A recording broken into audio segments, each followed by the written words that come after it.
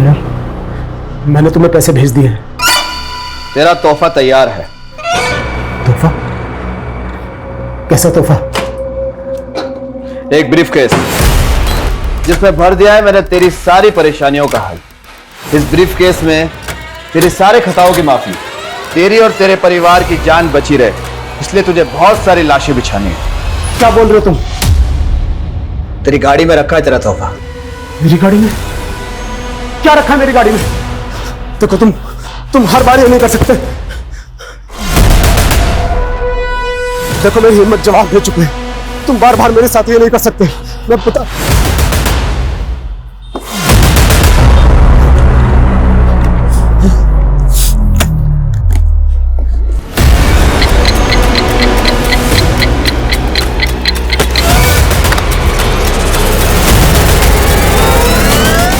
तो क्या है ये?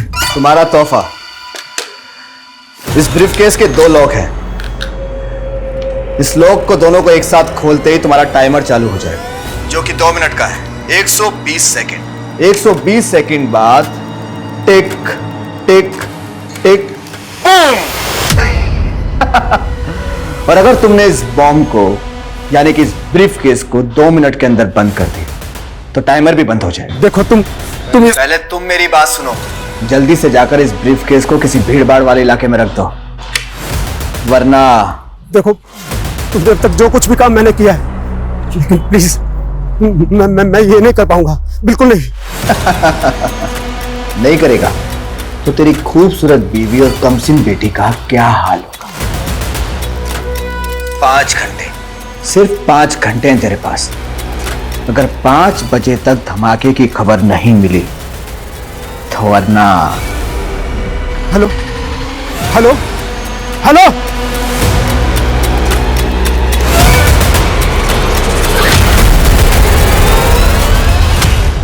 नमस्कार, मैं रेणुका शाह ने क्राइम पेट्रोल सतर्क में आपका स्वागत करती हूँ। पैसा, पावर और ब्यूटी, इसका नशा ही अजीब होता है। एक ऐसी मृत तृष्णा जिसकी होड़ में रोशनी कब अंधेरे में बदल जाती है पता ही नहीं चलता। अर्श की बुलंदी कब फर्श की गर्त में समा जाती है एहसास ही नहीं होता। हमारी चाह, हमारी तमन्ना हमें कभी कभी इतना मोहताज बना देती है कि हम हाथ फैलाते हैं तो गुनाह अपनी बाहें फैलाए सामने होता है। फिर हम सोचते नहीं, चुन लेते हैं तबाही और गुनाह की आग में एक परवाने की तरह झुलस जाते हैं, मिट जाते हैं, मिटा देते हैं। इस केस में भी ऐसा ही हुआ। ये एक ऐसी घातक व्यथा है जिसका एक काला इतिहास है, जिसकी कालीख से कई मासूम जिंदगियों का दुर्भाग्य लिखा गया था। फिर क्या हुआ मम्मा? फिर राजकुमारी ने अपने लंबे बालों को महल से नीचे लटका दिया और राजकुमार उन बालों के सहारे ऊपर आ गया। तुम्हें भी। पापा! रीति, मेरी बच्ची, मेरी बच्ची। क्या बात है, आज बच्चे भी बड़ा प्यार आ रहा है। इतनी जल्दी कैसे आ गए ऑफिस से? हाँ, वो तुम लोगों से मिलने का दिल किया तो चला है, पता नहीं फिर कभी मिलना होगा। कैसी बातें कर रहे हो? सब ठीक तो है? हाँ। पापा हमने नया ब्रीफकेस लिया, इसमें कोई सरप्राइज है क्या मेरे लिए? रीति! रीति! रीति! छोड़ो उसे! समझ में नहीं आता है क्या? ऐसे बिना पूछे नहीं उठाते। इतना गुस्सा क्यों कर रहे हो? बच्ची ने ब्रीफकेस उठा लिया तो ऐसे बात करोगे उससे? सॉरी बेटा, सॉरी। अच्छा, आप घर पे ही हैं? वो एक क्लाइंट से मिलने आया था तो सोचा घर होता चलता हूँ। हाँ? क्या जीजा जी, आप तो मुझे देख के ऐसे खिसक रहे हैं जैसे क्रिमिनल हो। अरे क्या हुआ जीजा जी, इतने सीरियस क्यों? मजाक कर रहा हूँ, मजाक।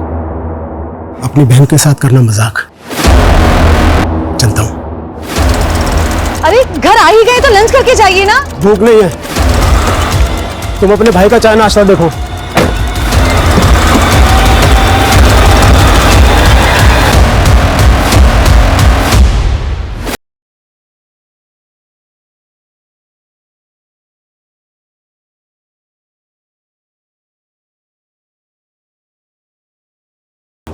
ये लीजिए आपकी चाय।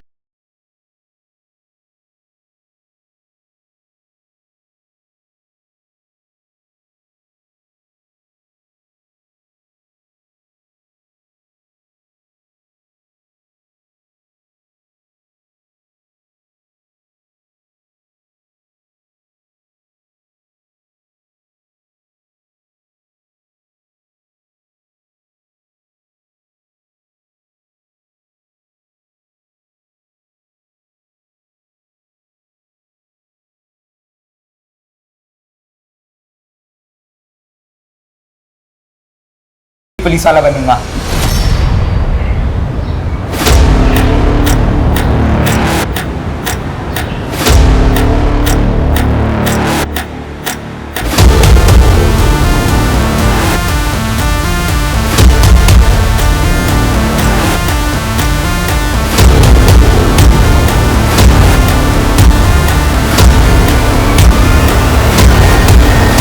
इस ब्रीफकेस के दो लॉक हैं। इस लॉक को दोनों को एक साथ खोलते ही तुम्हारा टाइमर चालू हो जाएगा।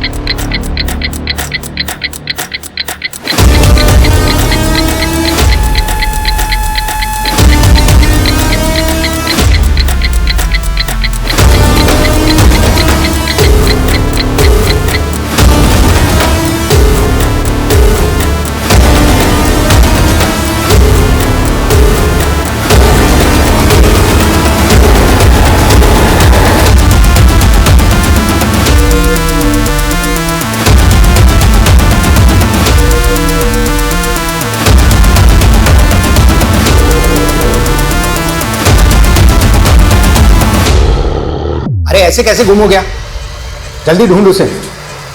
हाँ, और अपडेट दे मुझे। कुछ तो चल रहा है जतिन के मन में जो वो बता नहीं रहे। ऑफिस से जल्दी घर भी आए और शक्ल दिखा के चले गए। अरे कहीं ऐसा तो नहीं कि तुम पे शक कर रहा हो कि बीवी पीछे क्या करती है? जस्ट जोकिंग, टेंशन वाली कोई बात नहीं है, सब ठीक हो जाएगा। Hope so. वो क्या है ना साहब, इस साल बारिश ठीक से हो भी नहीं पाई। वो बोलते हैं ना ग्लोबल वार्मिंग बढ़ रहा है साहब। बहुत गर्मी है साहब। बस इधर ही रोको, मुझे यही उतरना। कितने पैसे हुए? 100 रुपए साहब।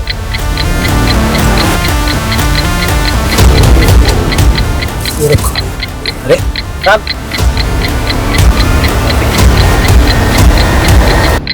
अरे साहब आपका ब्रीफकेस।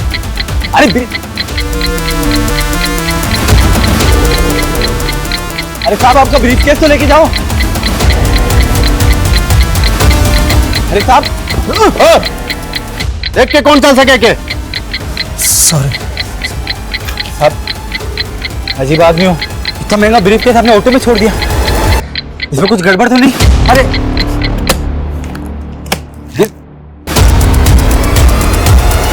अजीब आदमी।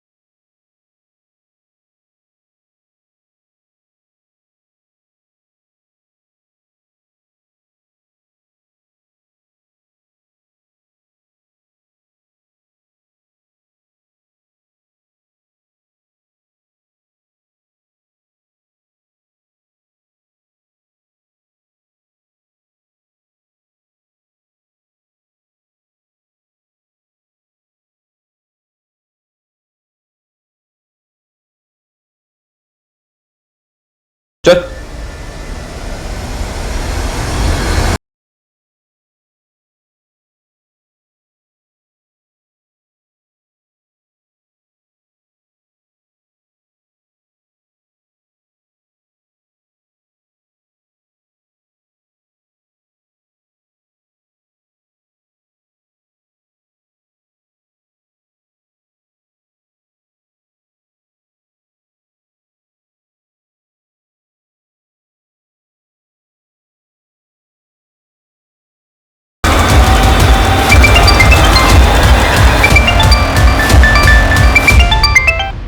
क्या रे, ये धमाके की ब्रेकिंग न्यूज की खबर दिखी नहीं मुझे अभी तक।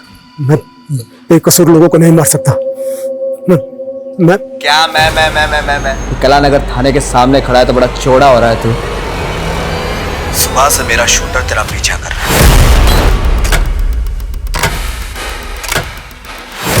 अगर एक कदम और तूने आगे बढ़ाया तो तुझे गोली मार देगा। और तेरे मरने के बाद तेरी बीवी मेरी रखेल और बेटी धंधे वाली। और सुन, मेरा एक आदमी तेरे घर पे भी है। नहीं नहीं नहीं नहीं, बोले कुछ मत करना, कुछ मत करना, तुम जो कहोगे मैं करूंगा। तो निकल वहां से अभी के अभी। और दोनों लोग खुलने के बाद जो 2 मिनट में धमाके वाली बात थी ना, वो कहानी थी, झूठी कहानी। टाइमर तो ऑलरेडी सेट कर रखा है मैंने। अब तो इसे खोल या मत खोल, धमाका तो होगा। अब कुछ देर है तेरे पास, कुछ देर। हेलो हेलो,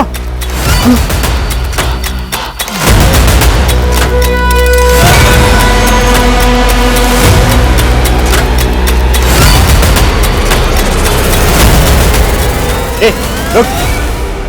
कहाँ भाग रहा है सामान रख के? क्या इसमें?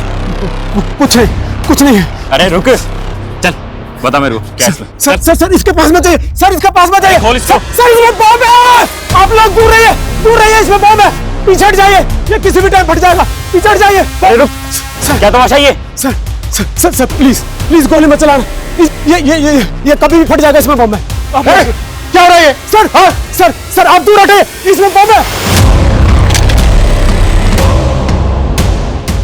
पीछे हटो सब पीछे हटो। कौन है तू? किसके लिए काम करता है? किसने भेजा तुझे यहाँ? सर मैं किसी के लिए काम नहीं करता, मेरा नाम जतिन शेखावत है, मैं एक बिजनेसमैन हूँ सर। सर मुझे फंसाया जा रहा है सर। कौन फंसा रहा है तुझे? देख, कोई भी कहानी बनाने की जरूरत नहीं है, तेरी बातों में नहीं फंसने वाले हम। ये बता अब तक कितने प्रयास किए तूने?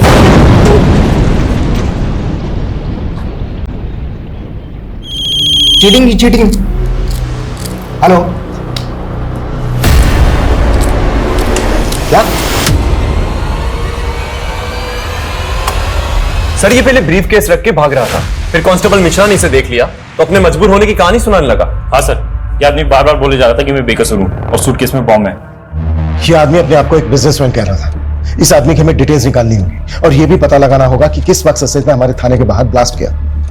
अगर सीसीटीवी फुटेज के हिसाब से देखें तो ये आदमी काला नगर पुलिस स्टेशन में अभी एक भीषण बॉम्ब ब्लास्ट हुआ है। हमारे सूत्रों से पता चला है कि बॉम्ब एक बिजनेसमैन जतिन शेखावत ने यहाँ प्लान किया था, जो कि इसी बॉम्ब ब्लास्ट में मारा गया है। पुलिस को जतिन के टेररिस्ट ऑर्गेनाइजेशन से जुड़े होने का भी अंदेशा है।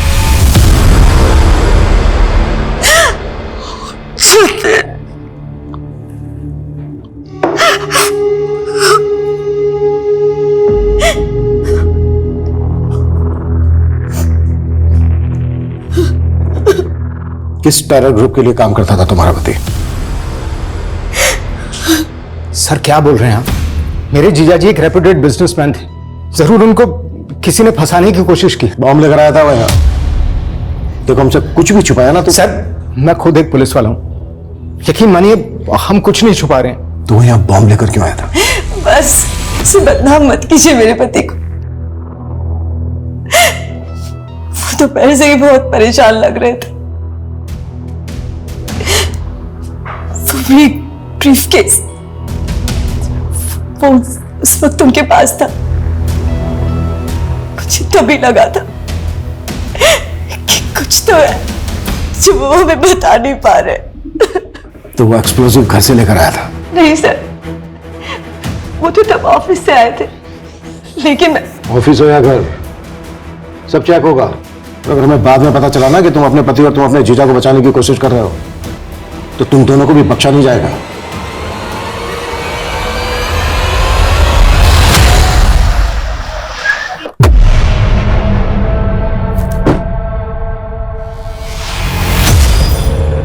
अबे तू कहाँ लेके आ गया मुझे यार? मेरा गैराज का काम बाकी बिना था। वर्दी के मेडल कैसे मिलता है बताता हूँ, देखते जा बस।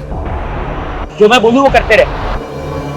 साहब आपका मुर्गा मन्ना यहाँ शक्ति बाजार के रॉयल केक शॉप में, आप आ जाओ जल्दी। क्या रे, पैसा लेने के लिए खुद आना पड़ेगा? मन्ना भाई अभी धंधा बंदा चल रहा है, तो थोड़ी सी बढ़ तो ना। धंधा चल रहा है। अरे मन्ना चल रहा है। हाँ मन्ना भाई मुझे ये मैकेनिक चल बाहर खुल गई डिक्की, जल्दी आ, चल चल चल।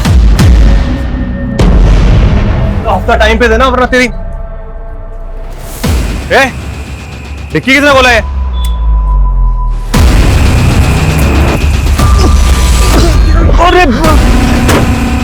अरे डर मत, इधर आ जा, शेर पिंजरे में बंद है। साहब आपको मैंने ही कॉल किया था। आइए, आपका मुर्गा मन्ना यहाँ डिक्की में बंद है। मजा कर रहे हैं क्या? तूने मन्ना को बंद किया डिक्की में? हाँ साहब। डिक्की खोलो।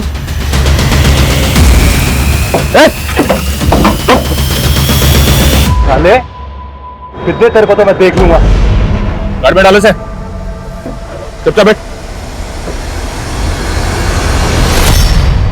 Good job. थैंक यू साहब। अब तो आप मानते ना कि मैं पुलिस वाला बन सकता हूँ। पुलिस वाले को तो पता नहीं, पर मेरा खबरी बन गया है तू। सच्ची? तो साहब अब जल्दी जल्दी बताओ, अभी आगे क्या काम करना है ताकि मैं खबरी से पुलिस वाला बन जाऊं। इसी तरह अच्छा काम करता रहे। सर जतिन सर का बहुत ही क्लीन इंपोर्ट और एक्सपोर्ट का बिजनेस है सर, वो गलत नहीं हो सकते सर। ये इंपोर्ट एक्सपोर्ट का बिजनेस तो सिर्फ दिखावा है। यहाँ और क्या क्या होता है हम सब पता लगा लेंगे। फाइल चेक करो उधर। आप बेवजह शक कर रहे हैं साहब, मैं खुद यहाँ 5 साल से काम करता हूँ, आप जैसा सोच रहे हैं वैसा कुछ नहीं है। लेकिन सर जब सुबह जतिन सर अचानक से यहाँ से निकले तो मुझे भी थोड़ा सा अजीब लगा था। और सर फोन पे किसी से तो झगड़ रहे थे, हो सकता है किसी ने फंसाया उनको। सर कौन फंसाएगा उसे?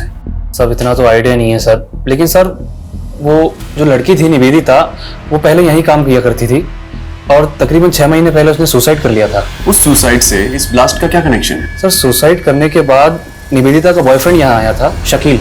निवेदिता! छोड़ो मुझे! सर निवेदिता कहाँ है? छोड़ो मुझे! निवेदिता! छोड़ो मुझे! सर निवेदिता ने सुसाइड नहीं किया, बल्कि इस आदमी ने मारा! छोड़ो मुझे! क्या बकवास कर रहा है? मुझे! क्या बकवास कर रहा है? छोड़ो मुझे! पकड़ा है।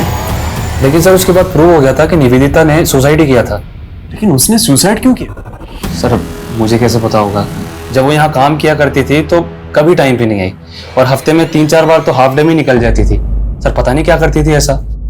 और जब सर जतिन सर ने उसको नौकरी से निकालने की धमकी दी तो उसने उल्टा जतिन सर पर ही मोलेस्टेशन का केस लगा दिया था। सर बहुत अजीब लड़की थी। जतिन के घर उसके ऑफिस से कुछ भी सस्पिशियस नहीं मिला, लेकिन ब्लास्ट में जो बारूद का इस्तेमाल किया गया है वो माइस ब्लास्ट में इस्तेमाल किया जाता है। पता करो उसके कॉन्ट्रैक्ट में कौन कौन ऐसे लोग थे जो इस तरह की बारूद का उसके लिए बंदोबस्त कर सकते। जी सर। सर हमें जतिन का फोन मिला है। फोन तो पूरी तरह से डैमेज हो चुका है, लेकिन सर इसमें 2 सिम स्लॉट्स हैं। उनमें से एक स्लॉट में उसकी सिम है जो उसका बिजनेस नंबर था। हमने उसके सीडीआर भी निकाले सर। ब्लास्ट वाले दिन एक नंबर से लगातार उसे कॉल्स आ रहे थे। सर ऐसा लग रहा है जैसे कि कोई उसे इंस्ट्रक्शन दे रहा हो। अगर जतिन का इंटेंशन ब्लास्ट करने का होता तो अपना बिजनेस नंबर इस्तेमाल क्यों करता? बार बार कह रहा था कि उसको मजबूर किया जा रहा है, मजबूर किया जा रहा है। कि जतिन वाकई में सच बोल रहा था। लेकिन सर कोई टेररिस्ट ग्रुप किसी अनजान आदमी से बॉम्ब प्लांट करवाए, ये पॉसिबल है? लेकिन हम टेरर एंगल को रूल आउट नहीं कर सकते। शायद जतिन का स्लीपर सेल की तरह इस्तेमाल किया गया हो। स्लीपर सेल वो क्या होता है सर? ये स्लीपर सेल एक तरह से उग्रवादी ही होते हैं जो आम लोगों के बीच में रहकर उग्रवादी गिरोह के लिए काम करते हैं। हमें पता चला है कि कमला नगर में एक ऐसा ही स्लीपर सेल पनप रहा है। कमला नगर? सर वहां पे तो मेरी झोपड़ी है। जानता हूं, तभी तो ये काम तो मैं दे रहा हूं। उसे ढूंढोगे? आप ऑर्डर दो, क्या करना है? सर आप ऐसे नाम जानकर किसी को भी उठा लोगे क्या?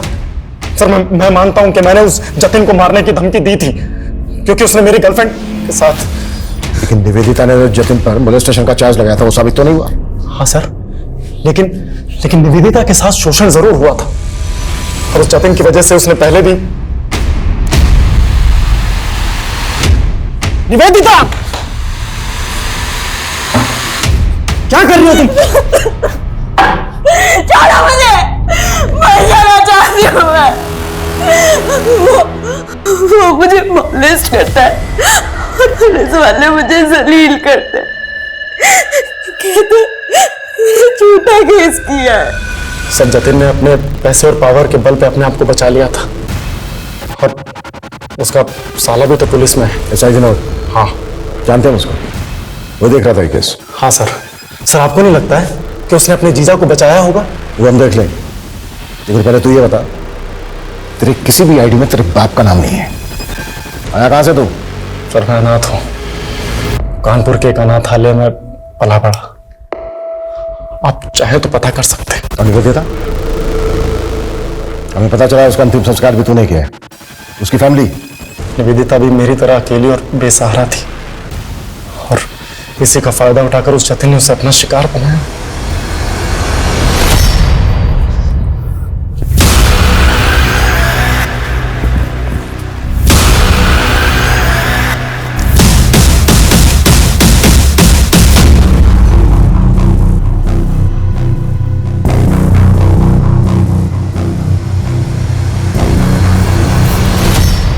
भगवान के नाम पे कुछ दे दे बाबा, 2 दिन से कुछ नहीं खाया। क्या चचा, इतने हट्टे कट्टे होके भी भीख मांग रहे हो? बेटा पैर में बहुत दर्द रहता है और ज्यादा देर तक खड़ा भी नहीं रह जाता। अच्छा, तो दौड़ाए आपको? ए रुक, ए चोर चोर, पकड़ो पकड़ो पकड़ो। ए रुक।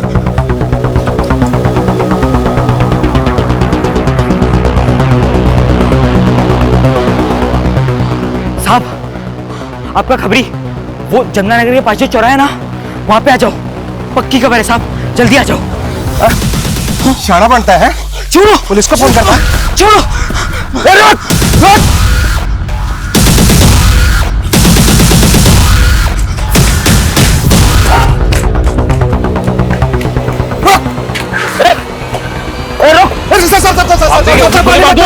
गोली में चलाने साहब। ज्यादा चालक बनता है, जस्ता पे नजर रखता है। पकड़ो इसे। साहब, यही है आपका स्लीपर सेल, ये देखिए।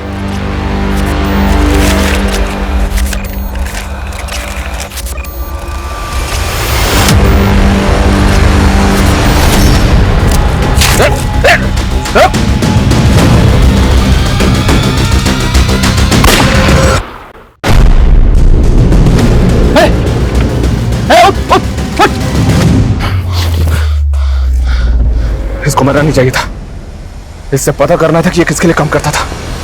अगर निवेदिता झूठी थी तो उसे जतिन के ऑफिस में सुसाइड क्यों किया? क्या फिर वो एक मर्डर था जिसे तुमने सुसाइड साबित किया, जैसे निवेदिता के मोलेस्टेशन के चार्ज को किया था? सर, मैं अपना काम बहुत ईमानदारी से करता हूं सर, और मैंने अपने जीजाजी को भी एक सस्पेक्ट की तरीके से इन्वेस्टिगेट किया। मैंने उनको कोई रियायत, कोई ढील नहीं दी थी सर।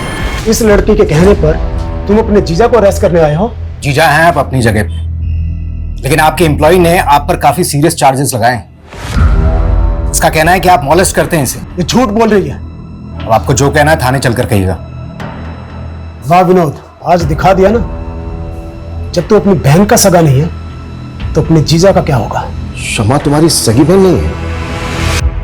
नहीं सर, हम लोग बचपन में एक ही मोहल्ले में पले बड़े। वो बचपन से मुझे राखी बांधा करती थी। लेकिन सर, ये बात तो बिल्कुल अलग हुई ना। और सर, आखिर में निवेदिता ही झूठी साबित हुई थी और वो किसी को मुंह दिखाने के काबिल नहीं रही, इसलिए उसने सुसाइड कर लिया। फिलहाल जा सकता हूं?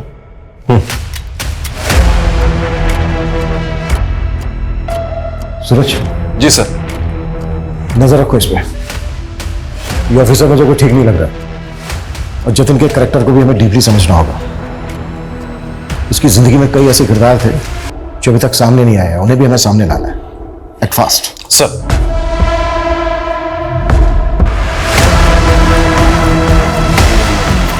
सुबह सुबह क्या मुंह लटका के बैठे हुए हैं आप, और दाढ़ी भी नहीं बनाई अभी तक। आइए चलो नाश्ता कर लीजिए, फिर। भूख नहीं है मुझे। बिना खाए कहाँ जा रहे हैं आप? जानू में जा रहा हूँ। सुनिए तो।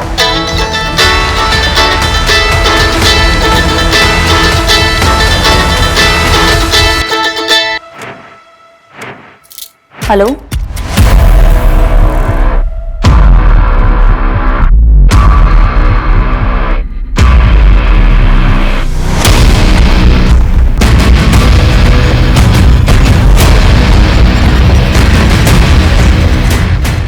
सर, मैंने जतिन का बैंक अकाउंट चेक किया तो एक बात बड़ी अजीब लगी।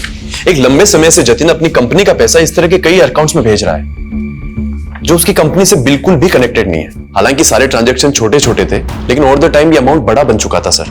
और पहला ट्रांजैक्शन तब हुआ था जब जतिन पे मोलेस्टेशन के चार्जेस लगे हुए थे। किसका अकाउंट है? किसी शीतल देवी के नाम से अकाउंट है। उम्र लगभग 75 साल। 75 साल? हो सकता है इन बूढ़ी औरत के नाम से एक फेक अकाउंट खोला गया जिसमें जमा किया गया पैसा गलत एक्टिविटी में इस्तेमाल होता। सूरज, एक काम करो, शीतल देवी के अकाउंट की डिटेल्स निकालो। सर, निवेदिता और उसके बॉयफ्रेंड के बारे में एक इंपॉर्टेंट बात पता चली है। क्या?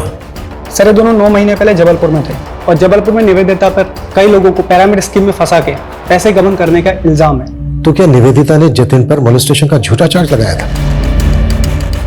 अगर ऐसा है तो निवेदिता के सुसाइड करने की असली वजह क्या होगी?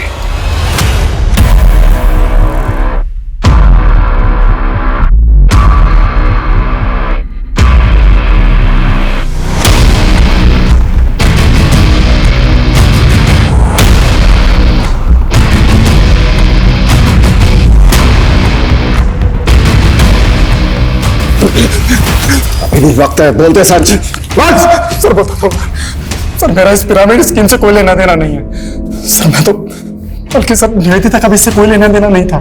उसे तो लगता था कि वो एक फाइनेंस कंपनी में काम कर रही है, और जब एक दिन वो अपने ऑफिस गई और वहां पर उसने ताला और अपने इर्द गिर्द कुछ सारे लोगों को देखा, तो सर उसे कुछ समझ नहीं आया, वो डर गई थी। जब तक उसे सब चीज समझ में आई तब तक बहुत देर हो गई थी सर। मौका दिया था मैंने तुझे सच बोलने का। सर मैंने सच बोला है सर। जब तक ये सच ना बोले ना तो साले को।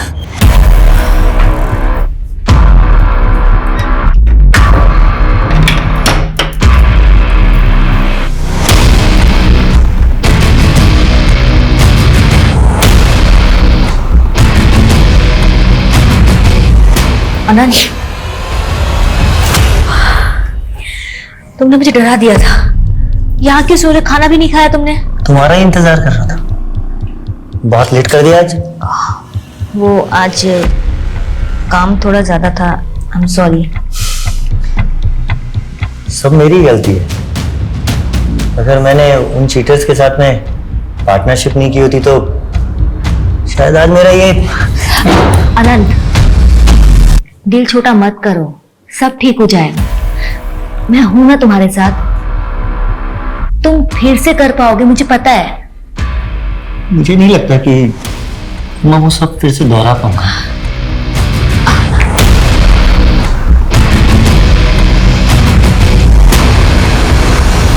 सर जतिन का जो फोन हमें मिला उसमें 2 सिम स्लॉट्स थे। एक स्लॉट में उसका करंट नंबर है और दूसरे में जो नंबर मिला उसके सीडीआर में हमें वंशिका नाम की लड़की का नंबर मिला सर। वो नंबर अभी बंद है, लेकिन अक्सर वो उसको रात को कॉल किया करता था। तो तुम्हें लग रहा है कि जतिन का वंशिका के साथ अफेयर होगा? लेकिन सर जब वंशिका का सीडीआर निकाला तो उसमें जतिन की वाइफ शमा का नंबर भी मिला। आपने हमें यह भी नहीं बताया कि जतिन दूसरा फोन नंबर भी इस्तेमाल करता था। कौन सा नंबर सर? जो उनके दूसरे नंबर के बारे में कुछ भी नहीं पता। वंशिका के बारे में तो पता होगा, आप कॉल भी करती थी उसे। वंशिका? हाँ, जतिन की एक दोस्त थी। जतिन ने ही कभी मेरे फोन से कॉल किया होगा उसे। जतिन की मौत के बाद वंशिका मिलने आई आपसे? कॉल किया उसने आपको? तो फिर ऐसी कैसी दोस्ती थी?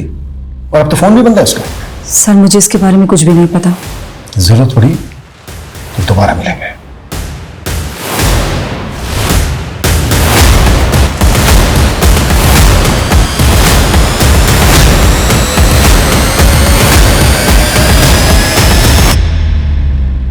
हाँ शमा, वो इंस्पेक्टर आया था, उसे वंशिका के बारे में पता चल गया। तू डर मत, कुछ नहीं होगा।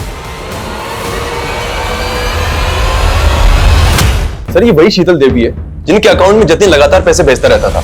बैंक वालों का कहना है कि इनका एड्रेस बिजनौर का है, लेकिन काफी टाइम से ये वहां नहीं रह रही। जी अभी भी डाउट है कि इस अकाउंट को शीतल देवी ऑपरेट कर रही है या फिर कोई और। सर मैं बाकी डिटेल्स निकलवाता हूँ। सर वंशिका आपसे खुद मिलने आई है। सर आप लोग मेरे पुराने एड्रेस पे गए थे। मेरे एक नेबर से पता चला कि आप लोग मुझे ढूंढ रहे हैं, इसलिए मैं यहाँ पे। आपने अचानक अपना घर बदल लिया, फोन नंबर भी बंद कर दिया, क्यों ऐसा? मैं वहां से जाना नहीं चाहती थी, मुझे मजबूर किया गया। किसने मजबूर किया? जतिन के साथ क्या रिश्ता था तुम्हारा? इतने कॉल्स क्यों होते थे तुम दोनों के बीच? सर मैं जतिन को लाइक करने लगी थी, लेकिन वो मेरी मजबूरी का फायदा उठाकर मेरा शोषण कर रहा था। जतिन एक बॉम्ब ब्लास्ट में इन्वॉल्व था। इस गलतफहमी में मत रहना कि तुम्हारी कोई भी कहानी चल जाएगी।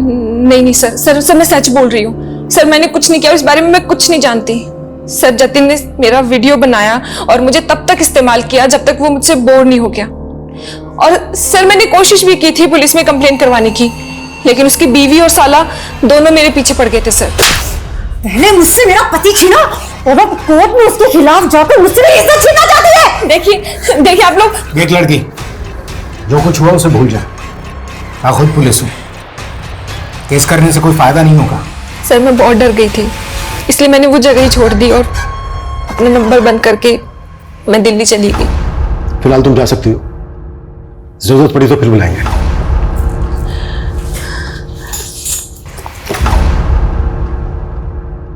सूरज सर, इस लड़की पे नजर रखो और पता लगाओ कि इसकी कहानी में कितनी सच्चाई है। निवेदिता ने भी जतिन पर मोलेस्टेशन का चार्ज लगाया था। जतिन की कॉन्टैक्ट लिस्ट में जितनी भी लड़कियां हैं उन सबकी डिटेल निकालो। हो सकता है किसी ने रिवेंज लेने के लिए इस तरह से जतिन का बम ब्लास्ट में इस्तेमाल किया हो। एक बम धमाके की सनसनीखेज खबरें बटोरने वाला ये केस शुरुआत से ही एंटी सोशल एंगल से जोड़ा जा रहा था, लेकिन पुलिस जांच का दायरा ऐसा था मानो ये कोई सामान्य हत्या का केस हो।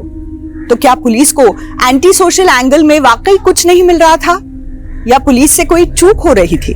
निवेदिता की रहस्यमय मौत, वंशिका और जतिन का रिश्ता, जतिन की पत्नी शमा और जतिन के साले विनोद की इस केस में भूमिका कई तरह से इस केस को उलझा रहे थे। ये शीतल देवी कौन थी जिसके बैंक अकाउंट में जतिन पैसे ट्रांसफर कर रहा था, और राशिका का इस केस से कोई वास्ता था?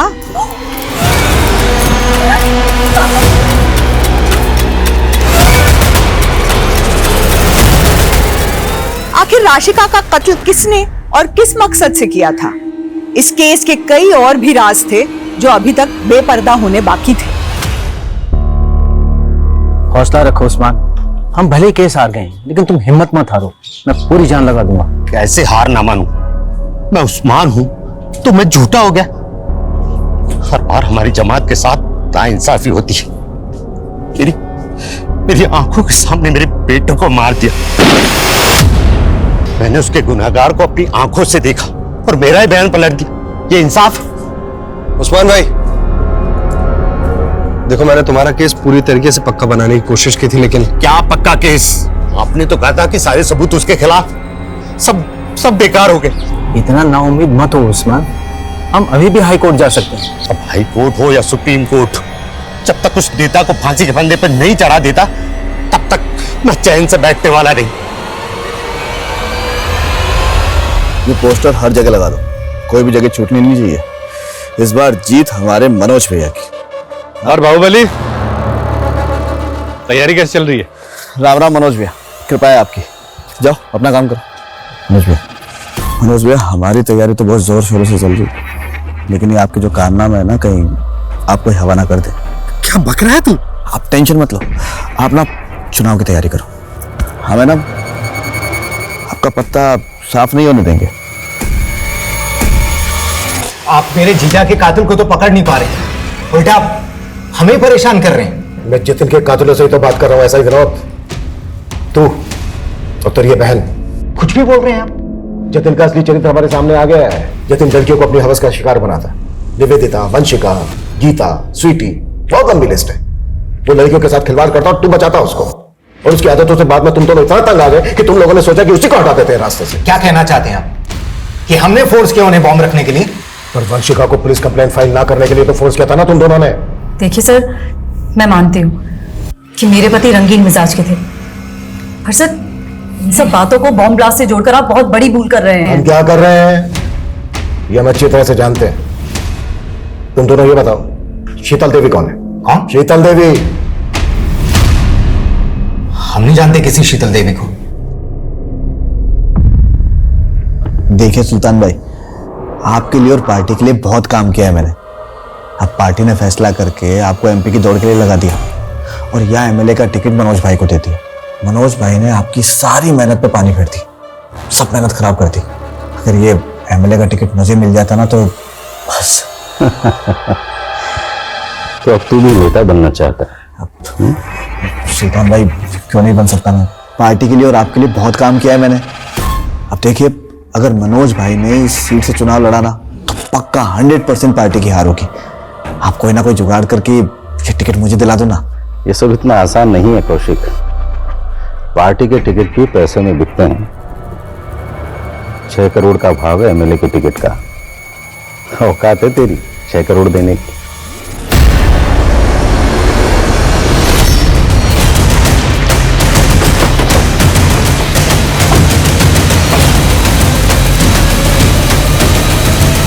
पीछे चलिए, आप पीछे चलिए। सर, उस्मान का मर्डर सिर्फ इसलिए हुआ क्योंकि वो अपने बेटे आमिर के मर्डर का इंसाफ चाहता था, और आमिर का मर्डर इसलिए हुआ क्योंकि वो अपनी जमात के लिए एक राजनीतिक संगठन बना रहा था। उसका हत्यारा आने वाला चुनाव लड़ रहा है। उस्मान उसे अंदर करवाना चाहता था और इस पूरे कांड में एक पुलिस वाला उसे घुमा रहा था। मुझे शक है कि इस पुलिस वाले की बात कर रहे हैं आप? एसआई मंगल। तुम उस्मान मर्डर केस में एक फेलो ऑफिसर पे शक कर रहे हो? सर, शक करने की वजह और भी बड़ी है। हो सकता है कि एसआई मंगल का जतिन के केस से भी कोई कनेक्शन हो। व्हाट? जी सर, निवेदिता का एसआई मंगल के साथ में कनेक्शन था। जब निवेदिता का साथ एसआई विनोद ने नहीं दिया तो वो एसआई मंगल के पास चली गई और उस्मान के बेटे की मौत की जांच भी एसआई मंगल ही कर रहे थे। सर, एक और बात, ये राशि का है। कुछ टाइम पहले इसका रेप और मर्डर हुआ था। मर्डर के पहले ये और इसका पति एसआई मंगल के पास गए थे किसी सिद्धार्थ कनन नाम के आदमी के खिलाफ धोखाधड़ी का मामला दर्ज करवाने। लेकिन इस राशिका का इस सबसे क्या कनेक्शन है? सर, इस राशिका के ऊपर एमएलए मनोज ने हनी ट्रैप का मामला भी दर्ज कराया था और सर इसके बाद राशिका का रेप और मर्डर भी हो गया था और सर इस केस की इन्वेस्टिगेशन एसआई मंगल ही कर रहा था।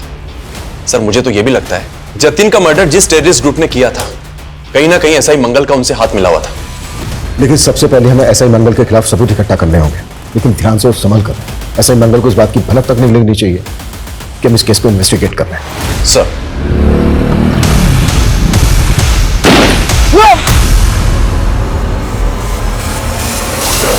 सर मैं एसआई मंगल को इन्वेस्टिगेट कर रहा था तो मुझे शीतल देवी के साथ उसका कनेक्शन मिला।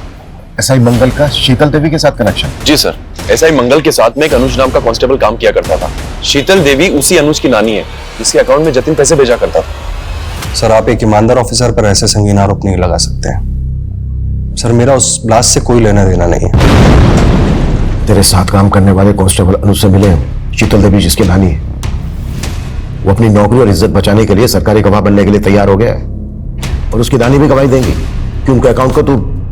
सर, मैं सच कह रहा हूं सर, मेरा उस ब्लास्ट से कोई लेना देना नहीं है सर।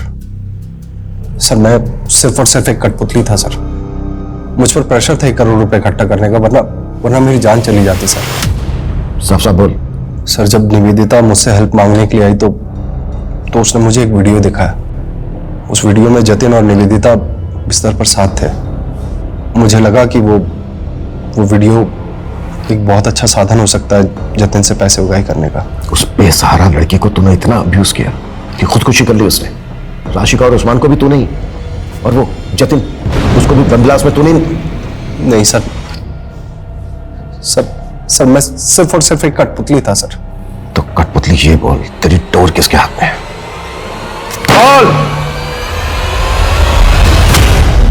पिताजी, आप भी कैसी बातें करते हैं?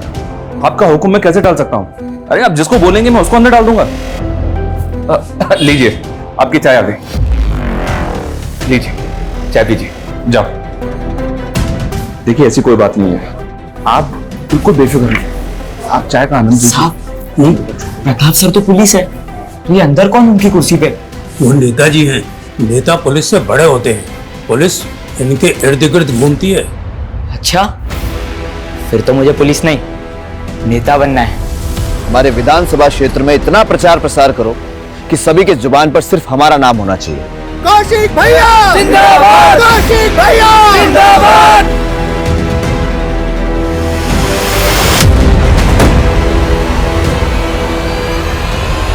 सर, एसआई मंगल ने जिस कौशिक तिवारी का नाम बताया है वो बचपन में पुलिस का इन्फॉर्मर था। देखते ही देखते पॉलिटिशियन सुल्तान का दिल भी उस पर आ चुका था। उसके सर पर सुल्तान का हाथ है। एमएलए का टिकट भी उसको सुल्तान नहीं दिलवाया सर। अभी कुछ टाइम पहले उस पर अटैक हुआ था जिससे पब्लिक की सिंपैथी उसके साथ हो गई। सर, उस पर हाथ डालना आसान नहीं है। जानता हूं थोड़ा मुश्किल है, लेकिन मैंने डीसीपी सर से बात की है। अगर हमारे पास उसके खिलाफ स्ट्रॉन्ग एविडेंस तो उसका अरेस्ट वारंट हमें जरूर मिलेगा। ऐसा ही मंगल और अनुज के स्टेटमेंट पे आप लोगों को वारंट मिला है, लेकिन आप लोग मेरे खिलाफ अदालत में कुछ प्रूव नहीं कर पाएंगे। जितने दिन मुझे अंदर रखेंगे उतना ही मैं जनता के सामने पॉपुलर हो जाऊंगा और फिर मैं इसे अपने विरोधियों की साजिश साबित कर दूंगा। जैसे तूने खुद पे अटैक करवा के ये साबित कर दिया, और भी बहुत सारे सबूत है हमारे पास तेरे खिलाफ। जतिन जिन शीतल देवी के अकाउंट में पैसे ट्रांसफर करता था, उनके अकाउंट से तेरे चमचों के अकाउंट में पैसा ट्रांसफर होता था। ऐसा ही मंगल को तूने 1 करोड़ रुपए इकट्ठा करने का टारगेट दिया। राशिका, उस्मान का बेटा आमिर, जतिन जिस बम ब्लास्ट में मारा गया। हाँ, मरवाया मैंने सबको। आखिर थे क्या वो मेरे लिए? सिर्फ मोहरे। देखो, मैं पहले तुम्हें बहुत पैसे ट्रांसफर कर चुका हूं। अब अब मेरा और निवेदिता का वीडियो डिलीट करो प्लीज। तेरा तोहफा तैयार है, एक ब्रीफकेस। इस ब्रीफकेस में तेरे सारे खताओं की माफी है। जतिन से बहुत सारा पैसा वसूलने के बाद मैंने उसका इस्तेमाल करके पॉलिटिशियन मनोज के इलाके में बम धमाका करके उसकी छवि बिगाड़ने का पूरा बंदोबस्त कर लिया था। नेता के जाने के बाद बाहुबली को टिकट मिल गया और मुझे इस टिकट की कीमत अदा करने के लिए 6 करोड़ रुपए की रकम अदा करनी थी। तो मैंने उसी वक्त से अपने सारे जानने वाले पुलिस वाले और गुंडों को जुगाड़ में लगा दिया। उस्मान और उसके बेटे आमिर को भी पॉलिटिक्स में आना था। उस्मान का बेटा अपनी जमात इकट्ठी कर रहा था, लेकिन मनोज नहीं चाहता था कि उसके इलाके में कोई भी संगठन बने जिससे उसका वोट कम हो। लेकिन मनोज को तब तक यह भी नहीं पता था कि जो मैं सब कुछ कर रहा हूं ना, वो उसके लिए नहीं, मेरे लिए कर रहा था। अबे अंधा है क्या? दिखता नहीं तुझे? बेटा दे बेटा, साले अबे बेटा चल बेटा यहाँ से चल। और फिर उसका बाप अपने बेटे को इंसाफ दिलाने के लिए कोर्ट चला गया और इधर पीएसआई मंगल मेरे इशारे पर सबूतों को कमजोर करता रहा और फिर एक दिन केस हार गया। और जब उसने हाई कोर्ट जाने का सोचा तो क्या करता, खत्म तो करना ही था, कर दिया। राशिका को क्यों मारा? राशिका का पति कर्जे में डूब गया था। वो मंगल के पास मदद मांगने के लिए आई थी और मुझे मनोज और अपने विद्रोही नेताओं की छवि बिगाड़ने के लिए एक औरत की जरूरत थी। मदद मांगने आई थी मैं आपसे मंगल जी के कहने पे, और आप कह रहे मुझे दूसरों के साथ सोना होगा? हाँ, सोना होगा। इस सीट पर खड़े होने वाले सारे नेताओं के राज मुझे लाकर देने होंगे। टीनेजर कौशिक में जो जज्बा था, वो जज्बा उस उम्र में होना काबिले तारीफ है, लेकिन बड़े सपनों की राह में गुमराह अंधेरों के पड़ाव भी मिलते हैं। वहां जब कोई हाथ पकड़ के सुधारने वाला नहीं होता तो लोग अक्सर जुगनुओं की चमक को भी कामयाबी का सूरज समझ बैठते हैं। और वो सुबह कभी नहीं आती जिसकी चाह में लोग अपना सब कुछ खो चुके होते हैं, और जब आंखें खुलती हैं तो एहसास होता है कि जिस सपने को हमने पल पल जिया था, वो सपना एक गुल्लक की तरह टूट गया, और जिसे हम छोटी छोटी खुशियों के सिक्के समझ के जोड़ रहे थे, असल में वो हमारे गुनाहों का सरमाया था, जिसका कर्ज उतारने के लिए ताउम्र पल पल सलाखों के पीछे काटना होगा। इसी के साथ अब मैं रेणुका शाहने आपसे विदा लेती हूँ। हम फिर मिलेंगे ऐसी एक कहानी के साथ जो रखेगी आपको सतर्क और जिंदगी को सुरक्षित। तब तक अपना और अपने परिवार का ख्याल रखिए और देखते रहिए क्राइम पेट्रोल सतर्क। जय हिंद।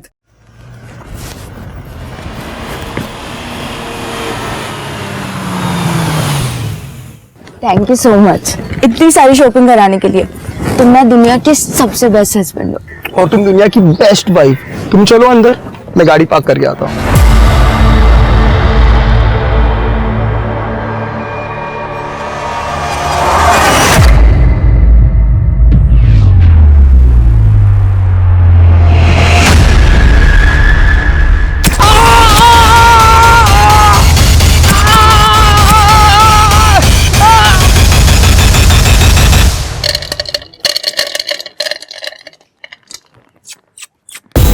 किधर गया अपना किटी गैंग? किटी, ए बच्चा लोग,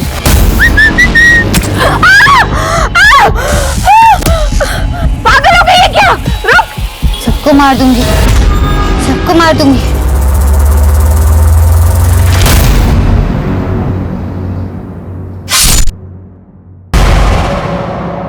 हमारे ग्रंथों में लिखा है कि किसी की हत्या का पाप 100 प्रायश्चित और पुण्य करने से भी नहीं छूटता। इसके बावजूद सिर्फ 2020 में 29,000 मर्डर्स के मामले पुलिस ने दर्ज किए।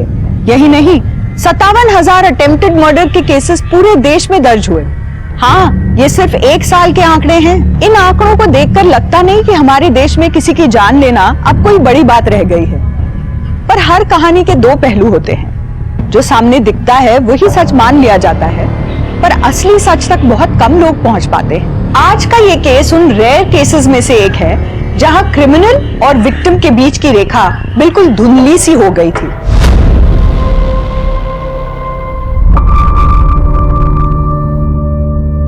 ठीक है पापा, भेजती हूँ।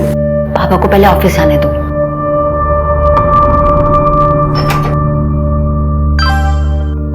जल्दी करना, बहुत मन कर रहा है तेरे को देखने का। ज्योति, कितना टाइम लगेगा? कब आएगा नाश्ता? लाई पापा। आ गई महारानी।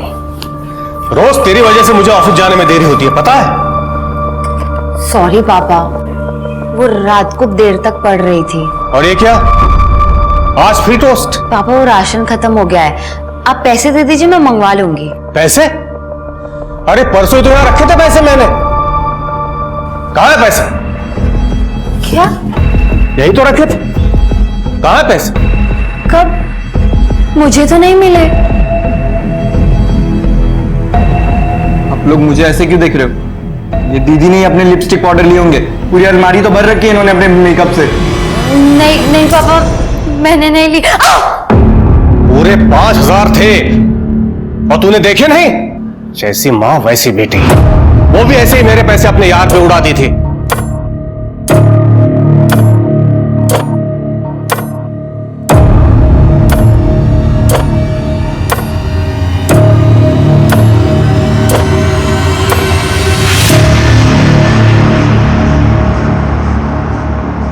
और बिलाल भैया, अरे मनोज, हीरो हैंडसम लग रहा है आज।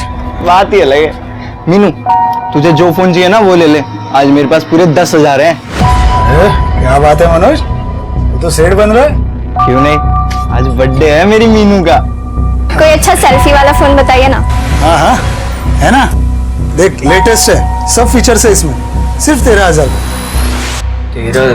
भैया कोई 10 में ही दिखाओ ना आप। जाने दो मनोज, मुझे रवि दिला देगा, तुम रहना दो। रवि क्यों दिलाएगा? मैं हूं ना तुम्हारा बॉयफ्रेंड, मैं दिलाऊंगा। तुम ये रखो भैया, यही वाला पैक कर दो आप। 10,000 रहेंगे पूरे। ये देख मनोज, पहले ही तेरी उधारी बढ़ रही है। 2-3 दिन में दे दूंगा, हाथ से प्लीज। मैं मुंबई आ रही हूँ, मैं अब यहाँ और देर रुक सकती।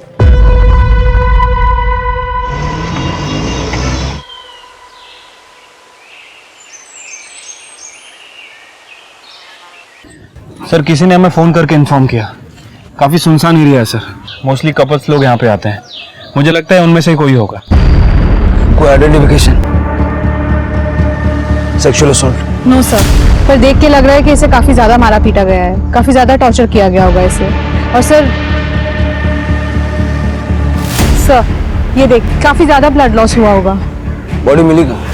वहां पे यार ज्यादा ब्लड नजर नहीं आ रहा है, इसका मतलब इसको मारा कहीं और गया और बॉडी हालांकि डंप की। हो सकता है सर, वैसे भी ये जमीन काफी सालों से बंद पड़ी है, गवर्नमेंट की जमीन है सर, कपल्स के अलावा और कोई नहीं आता। कपल्स भी वो आते होंगे जो घर पे बता के नहीं आते होंगे, इसलिए कोई कुछ बताने का रिस्क नहीं लेगा। तृप्ति, बॉडी को पोस्टमार्टम के लिए भेजो।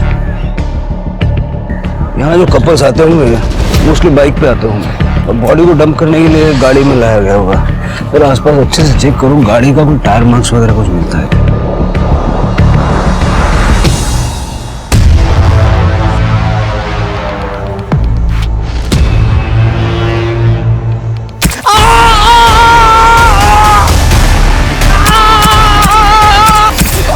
जैसे को कैसा मिला?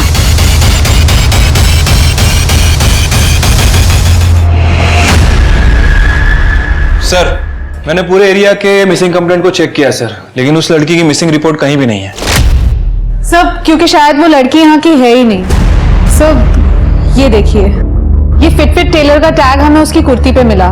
सब ऐसा कोई ब्रांड यहाँ पे तो नहीं है, शायद किसी लोकल टेलर का कोई लोकल ब्रांड होगा। हो सकता है सर, सिटी हॉस्पिटल से फोन आया था, स्टैबिंग का केस है। चल के देखो जरा। तृप्ति, ये फिट टेलर का पता करो, हो सकता है उससे लड़की के बारे में कुछ पता लगे। डॉक्टर ने हमें बताया कि आप लोग पुलिस कंप्लेंट नहीं करना चाहते, क्यों? साहब, पुलिस के लफड़े में ना किसी को पढ़ना नहीं होता।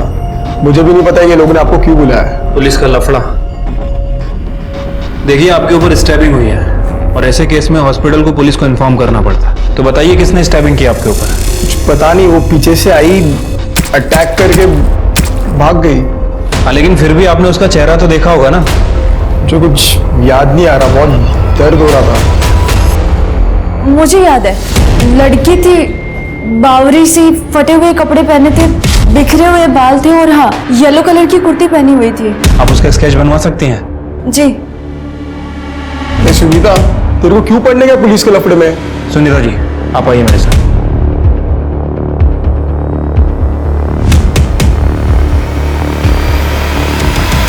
मैडम, काट क्या दिया तुम्हारी लड़की ने मेरे को? मैंने तो खाली कस्टमर फीडबैक दिया था। कच्ची कली बोल के मेरे को कैक्टस चिपका दिया। बिल्कुल मेरा पैसा वापस चाहिए। सर, मैंने इस फिट टेलर का पता किया। पूरे शहर में कुछ 16 टेलर मिले इस नाम से, जिनका नंबर अवेलेबल है। गुड। उन सभी टेलर्स को इस ड्रेस की फोटो भेज दो। देखो उनमें से कोई इसे पहचानता है क्या।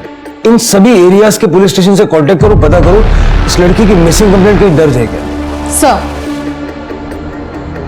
सर, विक्टिम की वाइफ सुनीता ने स्केच बनवाया है। ये तो हर सड़क पे रहने वाली लड़की जैसा है। फिर भी सर्कुलेट करो इसे, और साथ में इसके कपड़ों का डिस्क्रिप्शन भी दे दो, और ये एक वार्निंग भी दे देना कि लड़की मेंटली अनस्टेबल है, तो ध्यान रखें। ठीक है सर। दीदी से पंगा लिया था ना, अब समझोगे, तुम सबको समझ में आएगा। एक गया ना, अब सब जाओगे, सब जाओगे, सब जाओगे, सब जाओगे, सब जाओगे, सब जाओगे।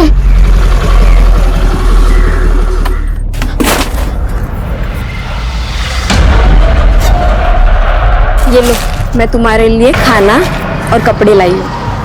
लो, अरे लो ना।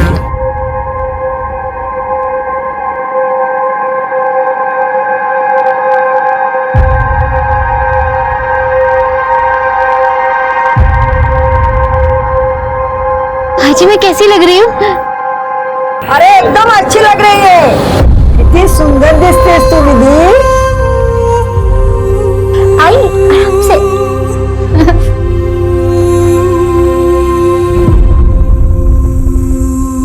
भाजी,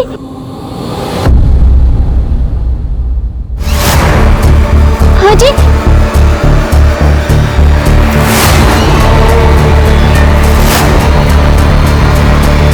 किसी को तैसा जरूर मिलेगा, किसी को नहीं छोड़ूंगी। हेलो तृप्ति जी, हाँ आपने जिस डेड बॉडी की मुझे फोटो भेजी थी, हाँ उस लड़की की कंप्लेंट आई है। उसका नाम ज्योति लाल है, लेकिन ताज्जुब की बात यह है कि ये मिसिंग कंप्लेंट नहीं है मैडम। हाँ उसके पिताजी जसवंत लाल ने उनके खिलाफ चोर की कंप्लेंट की। कह रहे थे कुछ दिन पहले वो कुछ गहने और घर से पैसे चुरा के भागी थी। सर, क्या आप मुझे डिटेल्स भेज सकते हैं? मैं आपको अपना ईमेल आईडी टेक्स्ट करती हूँ। ओके ठीक है। सर, इस लड़की का नाम ज्योति लाल है। ये 16 जुलाई को अपने घर से पैसे और गहने लेकर भाग गई थी, और 17 जुलाई को इसके फादर ने इसी के खिलाफ पुलिस कंप्लेंट फाइल की। जलगांव पुलिस ने ज्योति के बारे में सब जगह पूछताछ की, लेकिन किसी को ज्योति के बारे में कुछ नहीं पता। लड़की ऐसा कदम तभी उठाती है जब उसके पास कोई ऑप्शन हो, कहीं जाने का ऑप्शन, कोई बॉयफ्रेंड या फ्रेंड वगैरह। इसका नंबर है, इसका सीडीआर देखा? हाँ सर, 16 तारीख को इसका फोन जलगांव में स्विच ऑफ हुआ था। उसके नेक्स्ट डे इसका फोन नासिक में थोड़ी देर के लिए ऑन हुआ, उसके बाद बंद हो गया। इसके सीडीआर में इसके भाई, बाप और कॉलेज के कुछ दोस्तों का नंबर है। 17 जुलाई को फोन बंद हुआ नासिक में। ज्योति की बॉडी हमें मिली 17 से 24 जुलाई के दौरान। ऐसा क्या हुआ कि जिससे ज्योति को अपनी जान से हाथ धोना पड़ा? उस लड़की का पता चला जिसने अटैक किया था? नहीं सर, उसे ढूंढ रहे हैं। सर काय के लिए टेंशन लेते हो? नो फिकर, व्हेन विक्की इज हियर। मैं आपके लिए सबसे बेस्ट प्रोडक्ट संभाल के रखा है मैंने, आप बस कल आ जाओ। हेलो, माल रेडी है, कब आ रहे हो?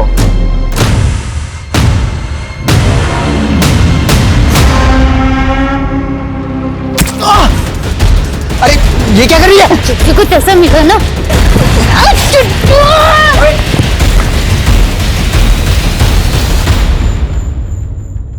भाई क्या हुआ, क्या हुआ? कौन थी वो लड़की? मालूम नहीं। तुम ठीक तो हो ना? हाँ हाँ। ए पुलिस को। नहीं, मैं संभाल लूंगा, आप लोग जाओ। ठीक हो ना तुम? हाँ जाओ। ये देखो मैं तुम्हारे लिए क्या लाया हूँ।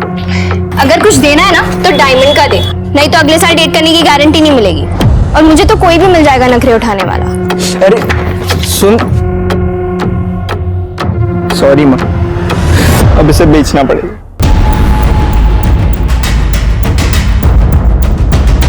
हाँ साहब, मिलन नगर की ओर गई थी। कहाँ गई थी, कुछ आइडिया? नहीं साहब, सिग्नल पर ही उतर गई थी, लेकिन गई थी तो मिलन नगर की ओर ही। मुझे याद इसलिए क्योंकि सवाल बहुत कर रही साहब। भैया, यहाँ मुंबई में सबसे पॉश जगह कौन सी है? ऐसे तो बहुत है मैम, बांद्रा, चौपाटी, कोलाबा। बस भैया लगा दो। ये रहा बंगलो नंबर 141।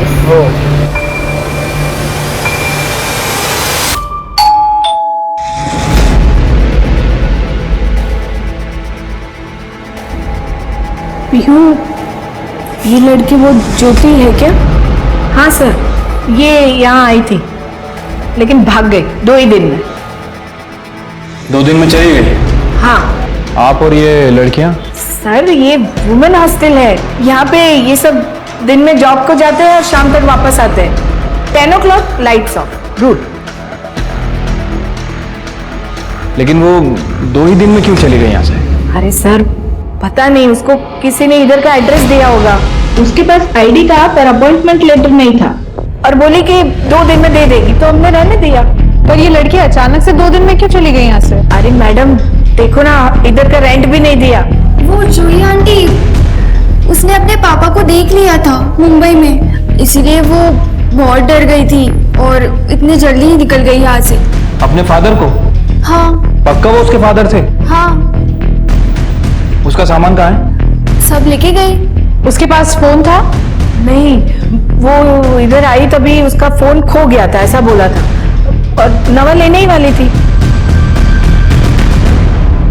तृप्ति, जरा आसपास पता करो, किसी ने कुछ देखा है क्या?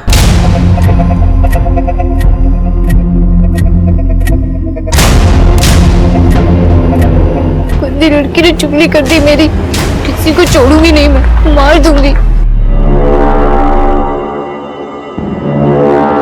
हाँ, साथ में ये बीट भी ले लो। प्रेग्नेंसी मध्ये बीटचा ज्यूस खूप चांगला असतो, मैं खुद बना के पिलाएगा तेरे को। पर इसमें नींबू होगा तभी पीऊंगी मैं। तेरे को जैसा चाहिए वैसा ही दूंगा। हाँ? चल इकडे इकडे इकडे सांभाळून चल।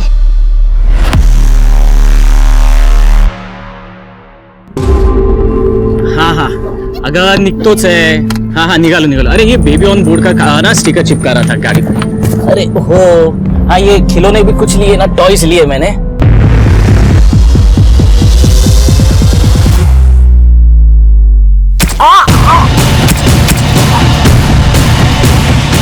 जैसे को तैसा मिला।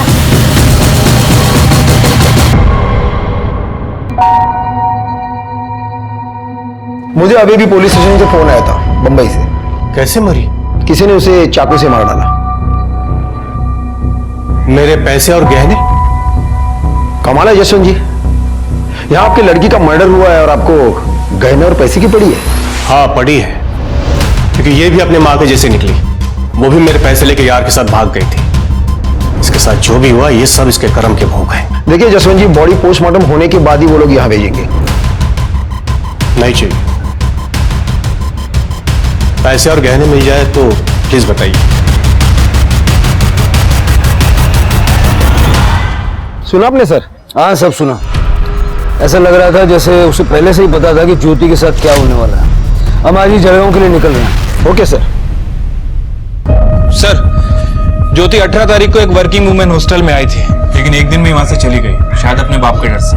सर हमने सब जगह ज्योति के बारे में पूछताछ की, लेकिन किसी को नहीं पता कि ज्योति कब आई और कब गई। लेकिन सर ये लड़की जिसका हमने स्केच बनवाया था, ये 2-3 बार उस एरिया में देखी गई है। इनफैक्ट इसने कल ही एक लड़की पे अटैक किया।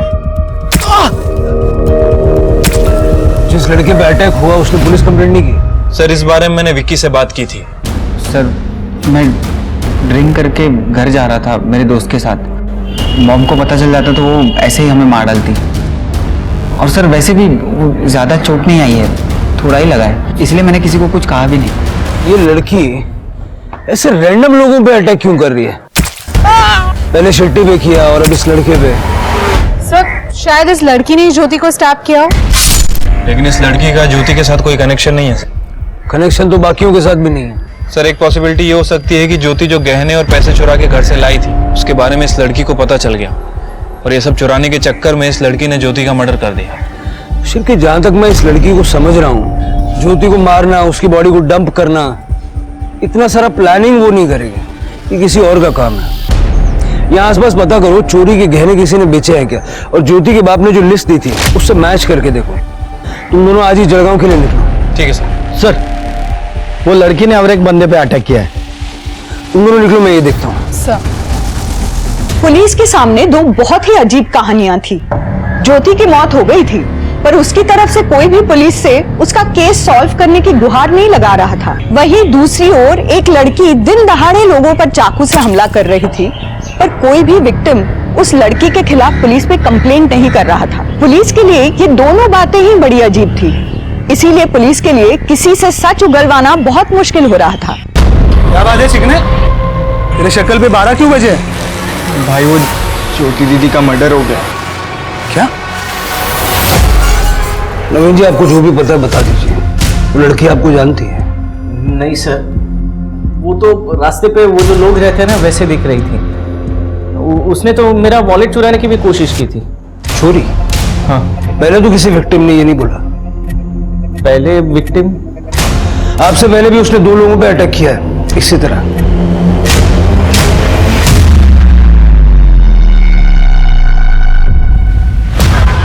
नहीं सर, मैं इन दोनों को नहीं जानता। हाँ, एक्चुअली मेरा वॉलेट मेरे कार के सीट पे रखा हुआ था, इसीलिए शायद समझ में आया, या फिर शायद इसीलिए उसने चुराने की कोशिश की होगी, पता नहीं। ये थी।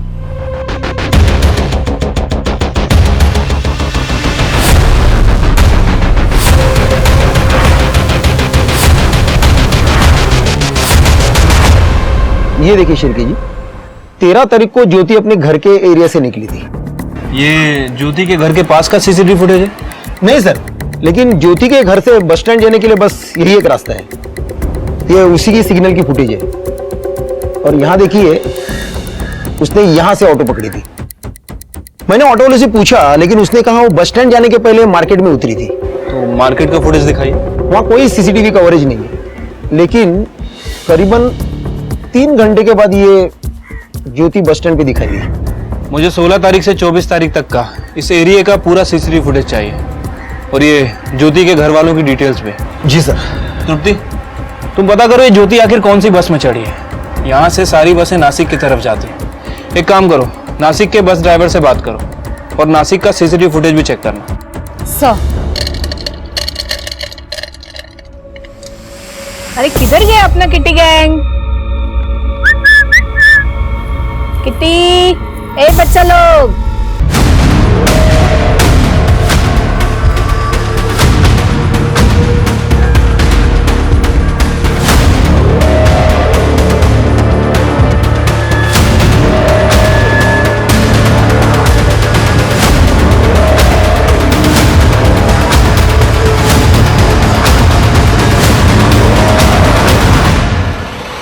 अरे भैया भैया रोको रोको, 1 मिनट रोको।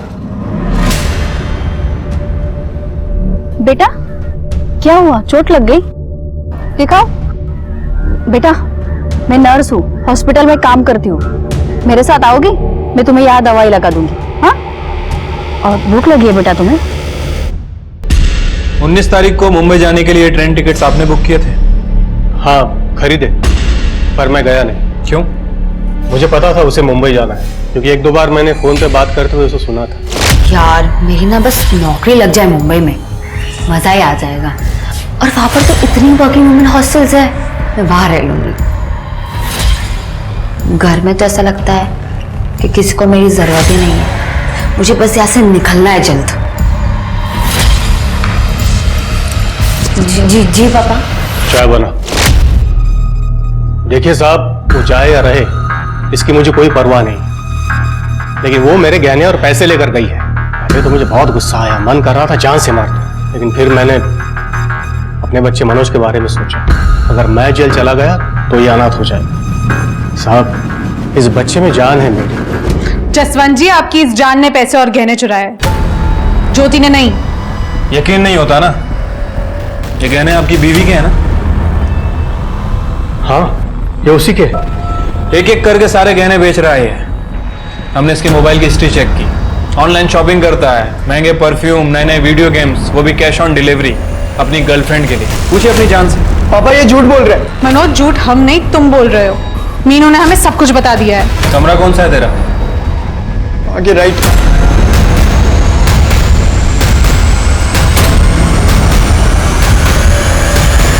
सर, ये मैट्रेस के नीचे मिला, ये पैसे और गहना है ना? हाँ यही है। अब पता चला असली चोर कौन है।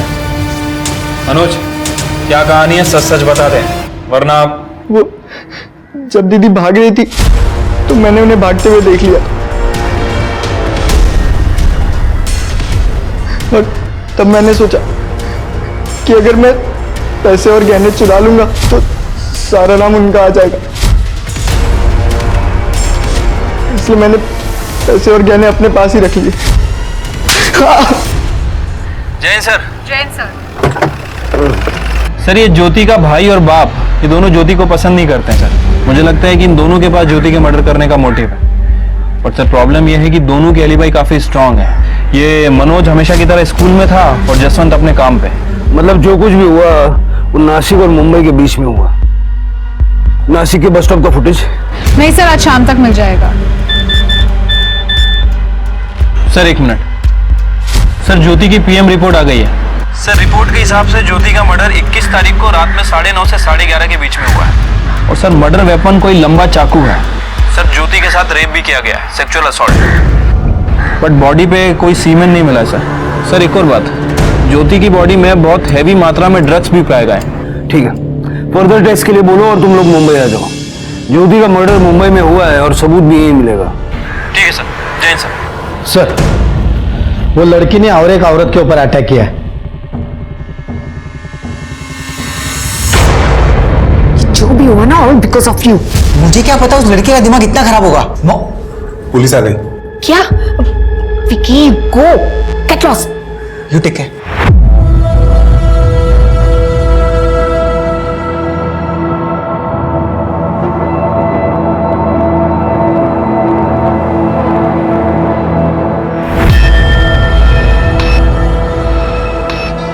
जूली जी, जिस लड़की ने आप पे हमला किया, क्या वो आपको जानती है? आपने इस एरिया में कभी देखा उसे? नो सर, हमको लगता कि वो होमलेस थी। हम रोज शाम को स्ट्रे डॉग्स एंड कैट्स को खाना खिलाती, राइस एंड करी। शायद खाना चुराने आई थी। ये थी वो लड़की? सर ठीक से देखा नहीं, सॉरी। अपना ख्याल रखिए। करण नवीन ने बोला कि वो लड़की वॉलेट चुराने आई थी और ये जूली कह रही है कि वो खाना चुराने आए थे। कहीं ऐसा तो नहीं कि लड़की दिमागी तौर पे कमजोर है? हो सकता है सर। सर मैं ये स्केच जैसी एक लड़की को यहाँ पर लेकर आई हूँ। उसका हाथ कटा हुआ था सर, और उसने ऐसी नहीं रेड कलर की ड्रेस पहनी हुई थी। वो लड़की यहाँ है? जी सर। दिखाइए कहाँ? सर यहीं पर थी वो। अभी आप आए तभी मैंने उसको वड़ा पाव खाने को दिया था और यही बैठकर वड़ा पाव खा रही थी वो। लगता है उसने हमें देख लिया होगा। करने सीसीटीवी चेक करो, पता करो किस तरफ गई है। ज्यादा दूर नहीं गई होगी वो। सर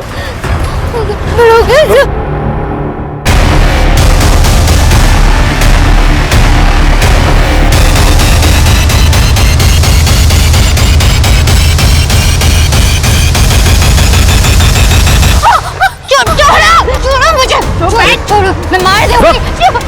चला पुलिस सर ये नासिक बस स्टॉप की फुटेज है जहाँ पे ज्योति का फोन बंद हुआ था। 17 तारीख को ज्योति यहाँ पे किसी का वेट कर रही थी बस स्टॉप पे।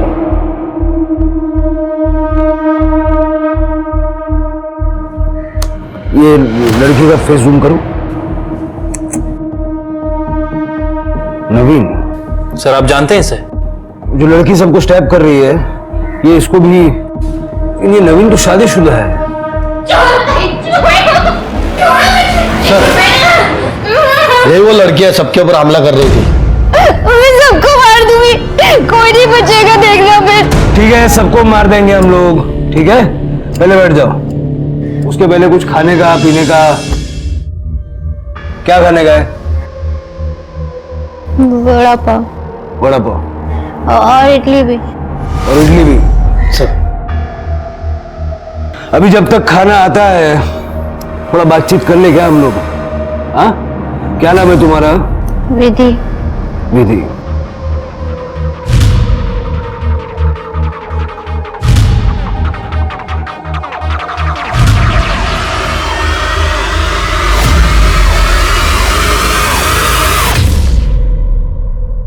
ये बुरे लोग हैं ना? ये बहुत बुरे लोग हैं।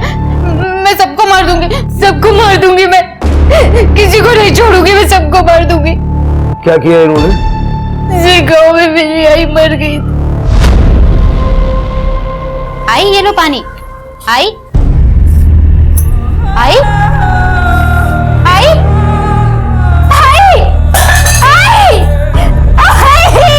और मैं वहां पे अकेली रह गई थी। फिर दादा मुझे अपने घर ले आए। वहां पे बहनी और दादा मुझे रोज डांटते थे, रोज चिल्लाते थे। ये महारानी है क्या कहीं की? और मैं इसकी नौकर हूँ?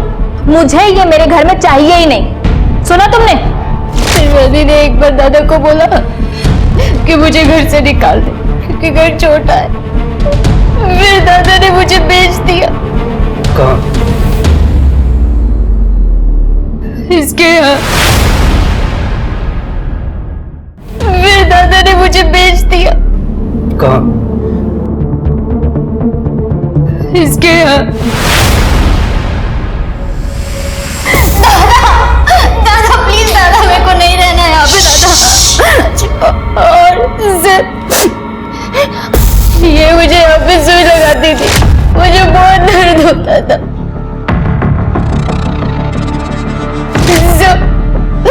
इसने मेरे साथ जबरदस्ती की। What is this? कच्ची कली है, एक्स्ट्रा लगेगा। कच्ची कली बोल के मेरे को कैक्टस चिपका दिया। बिल्कुल मेरा पैसा वापस चाहिए। और एक दिन दादा वही थे और इन दोनों ने मुझे बहुत गेहूं में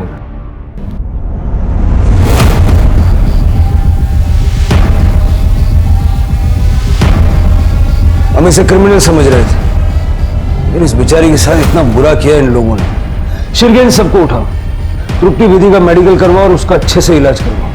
सर, ज्योति की बॉडी पे भी ऐसे ही नीडल के मार्क्स थे। मुझे लगता है कि ज्योति को भी इन्हीं लोगों ने मारा।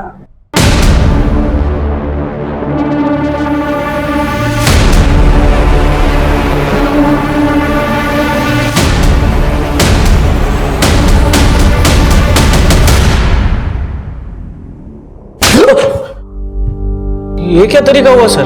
ये बहुत सिंपल तरीका है। मेरे हाथ कानून से बंधे हुए हैं, नहीं तो ऐसे ऐसे तरीके दिखाता मैं। ज्योति को कैसे जानता है? बताता हूँ सर। मैं और ज्योति हम लोग सोशल मीडिया पर फ्रेंड्स बने थे। उसे मुंबई में जॉब चाहिए था तो मैंने कहा आ जाओ, इसलिए मैंने उसे नासिक बुलाया था। लेकिन वो नहीं आई, मतलब वो लेट हो गई थी। लेट हो गई? बस स्टॉप तो टाइम से पहुंच गई थी वो। एक्चुअली उसके साथ जलगांव में एक हादसा हो गया था। 7 लोगों ने मिलके उसके साथ रेप किया था। हाँ सर, सच्ची उसने खुद मुझे बताया था। तो मैंने सोचा कि ये तो बर्बाद हो गई है, इसके लिए मैंने भी उसका फायदा उठाया। आप तो जानते ही है सर, रेप होने के बाद लड़की कहीं की नहीं रहती। मैं किसी को नहीं छोड़ूंगी, सबको पुलिस के हवाले कर दूंगी। अगर पुलिस कड़े जाऊन का होत नहीं, मेरी मानो तो तुम ये सब भुला कर ना जिंदगी की नई शुरुआत करो। 20-20 साल तक केसेस चलते हैं, विक्टिम्स खत्म हो जाते हैं लेकिन केसेस खत्म नहीं होते। ये सब भुला कर ना आगे बढ़ो। नवीन, तुम मुझे अपनाओगे ना? बिल्कुल, पर ऐसे नहीं। मैं चाहता हूं कि तुम जॉब करो, ये सब भुला कर अपने सपने पूरे करो, फिर हम शादी करेंगे। मैं नहीं चाहता कि तुम्हें ऐसे लगे कि मैं तुम पर दया कर रहा हूं। फिर कुछ देर मैंने उसे नासिक में घुमाया, मूड अच्छा किया और जूली के हॉस्टल का एड्रेस देकर उसको भेज दिया। भेजा नहीं, बेच दिया। तू क्यों नहीं गया? मेरी वाइफ प्रेग्नेंट है ना सर, तो उसका सोनोग्राफी था। ओह अच्छा अच्छा अच्छा। अपनी वाइफ की बड़ी फिक्र है तुझे, लेकिन अपनी बहन और ज्योति को पैसों के लिए बेच दिया। नरक से आगे अगर कोई जगह होगी ना तो वहां जाएगा। नवीन ने ज्योति को नहीं मारा ये हम जानते हैं, तुमने मारा होगा। सर, ज्योति को पैसे दे के खरीदा था हमने, लेकिन वो भाग गई। 20 तारीख की रात को हम उसके वो ढूंढने के लिए बीच गए थे। तो न्यूज़पेपर में उसकी फोटो देखी तो हम चुप बैठ गए। कहीं ज्योति को मार के फेंक तो नहीं दिया जैसे विधि को मारा था? सर, इन्वेस्टमेंट थी वो मेरी। पहले ही हमारे सन की बेवकूफी की वजह से हम ज्योति को इंजेक्शन लगाने को गया, लेकिन उसने उल्टी हमारी पिटाई कर दी और भाग गई। सर, हम उस तक पहुंचते उससे पहले ज्योति को किसी ने मार दिया।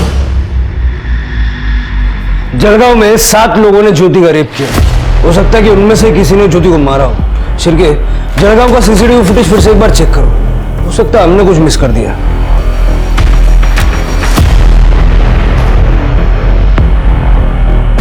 सर ये देखिए, यहाँ से ज्योति ने ऑटो पकड़ा था, उसके बाद सीधा मार्केट गई। ये मार्केट की लास्ट फुटेज है। इसके बाद वो सीधा बस स्टैंड पे गई। ये सेम ऑटो है? हाँ सर।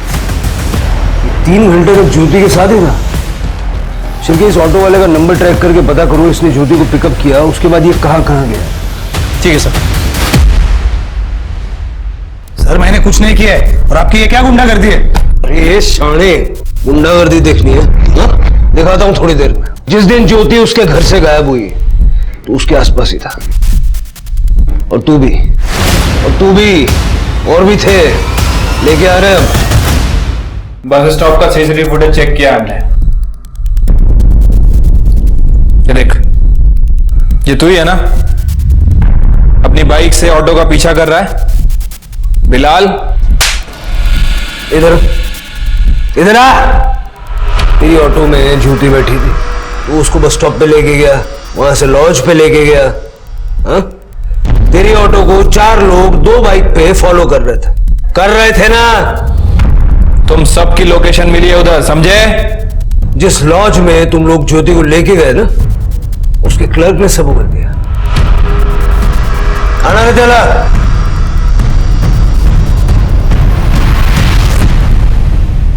सर हमने कुछ नहीं किया, ये सब इसका प्लान था बिलाल का। सर मेरा प्लान नहीं था, ये मनोज का प्लान था, ज्योति का भाई। ज्योति मुझे बहुत अच्छी लगती थी सर, तो मनोज का मेरे पास 30,000 उधारी था, तो वो बोला कि ज्योति देता हूँ बदले में, हिसाब बराबर। मैंने हाँ बोल दिया। दीदी मुंबई के लिए निकल गई है, अभी बस स्टॉप पे होगी। सेफ है, चांस मार लो। ठीक है सर। फिर मैंने इस ऑटो वाले को पटाया और उसको ज्योति के पीछे भेजा। ज्योति को कोई ऑटो मिल नहीं रही थी, तो तुरंत उसने खाली ऑटो ले ली, और फिर मैंने ज्योति के ऑटो को फॉलो किया। सर इस ऑटो वाले ने अपने 2 दोस्तों को बता दी ये बात, और उन्होंने बस ड्राइवर और कंडक्टर को।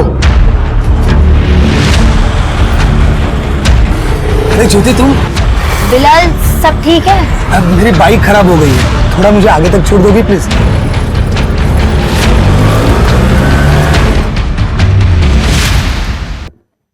क्या क्या है? अरे साहब, हो गया होगा तो हम भी लाइन में है। दिमाग सटका है क्या? चलो निकलो, निकलो, चला है। ओ सर जी, पुलिस को एक फोन और आपकी सब हेगड़ी निकल जाएगी। अरे शेयर एंड केयर करना सीखो सर जी। क्यों भाई लोग? रुक भाई, मैं जाऊंगा। मैंने फोन किया था, मैं जाऊंगा इसके बाद। अरे सर जी रुको।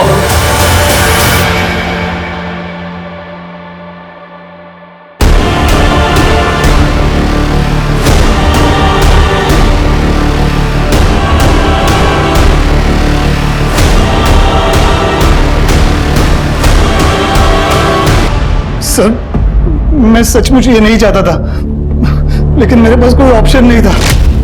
फिर मैंने ज्योति को बस स्टॉप पे छोड़ दिया, उसको पैसे भी दिए, उसको नासिक जाना था।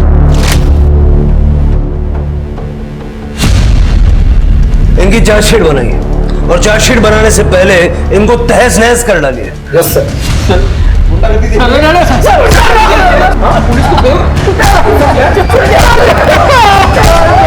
पापा ये मुझे कहाँ ले जा रहे हैं? अरे सुनिए पापा, सुनिए, आप बताते क्यों नहीं है? क्यों अरेस्ट कर रहे हैं इसे? क्या किया इसने? आप जानना चाहते हैं? आपके बच्चे ने आपकी बेटी को 30,000 में बेच दिया। मनोज, क्या ये सच है? हाँ तो कौन सी मेरी सगी बहन थी? उसकी माँ भाग गई थी और वो भी भाग रही थी, तो मैंने वक्त देखते मुनाफा उठा लिया। आप ही तो कहते थे जैसी माँ वैसी बेटी। जसवंत जी, आपको कोई हक नहीं है इसे मारने। उसने जो देखा वही सीखा। और कानून की नजर में आप दोषी नहीं है, लेकिन उस गुनाह के आप भी उतने ही जिम्मेदार हैं जितना वो है। क्यों सर?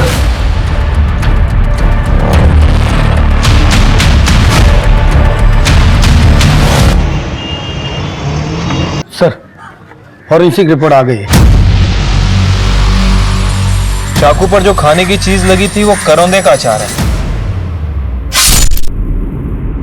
शिरके और तृप्ति सबके घर चेक करो, देखो किसके घर में ये अचार है, और जब अचार मिल जाए तो उसे फॉरेंसिक से मैच कर लो। अभी अचार ही हमें कातिल तक पहुंचाएगा। ठीक है सर।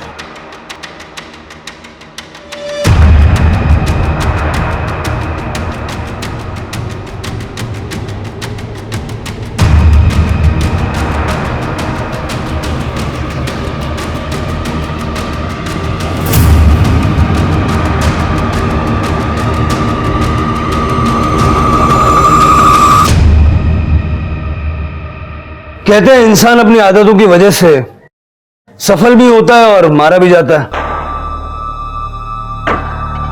हमने सुना कि प्रेगनेंसी में आपको करौंदे का अचार बहुत पसंद है।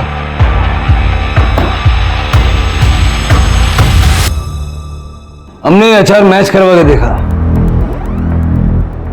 ज्योति के मुंह में भी यही अचार है। आपकी आई ने अपने घर में प्यार से बना के भेजा था ना आपको ये अचार। ज्योति का मर्डर 9:30 से 11:30 के बीच हुआ और उस दौरान आपके पति नवीन ऑफिस में थे, बची सिर्फ आप। सर, नवीन मुझसे बहुत प्यार करते हैं। उन्होंने ये सब मेरे और मेरे बच्चे के लिए किया। पता नहीं कैसे ज्योति जूली के घर से भाग कर आ गई और सीधा हमारे घर पर आ गई। आ रही हूँ। नवीन का है। नवीन का है। वो तो ऑफिस में है। तुम्हें पता है तुम्हारे पति ने मेरे साथ क्या किया? क्या किया है उन्होंने आपके साथ? आप बैठिए इधर बैठिए। क्या बात है बताइए।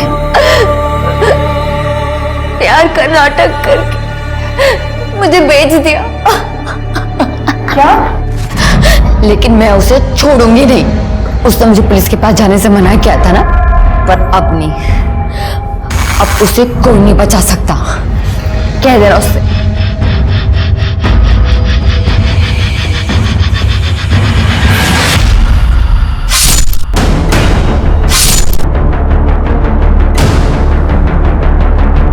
उन्होंने आके लाश को साफ किया और जंगल में फेंक दिया। मुझे समझ नहीं आ रहा कि मैं आप पे गुस्सा करूं, आपसे घृणा करूं। आपकी ननद जिसे सहारे की जरूरत थी, जो सहारे के लिए आपके पास आई थी, उसे आपने बेच दिया। क्यों? बड़ा घर चाहिए था आपको, बड़ी गाड़ी चाहिए थी अपने बच्चे के लिए। एक सवाल है आपसे जिसका जवाब आपको खुद ढूंढना है। जेल में बैठ के सोचिएगा, जो हरकतें आपने अपने बच्चे के भविष्य को उज्जवल बनाने के लिए की, क्या उससे बच्चे का भविष्य उज्जवल हुआ या अंधकार में हुआ? सोचिएगा।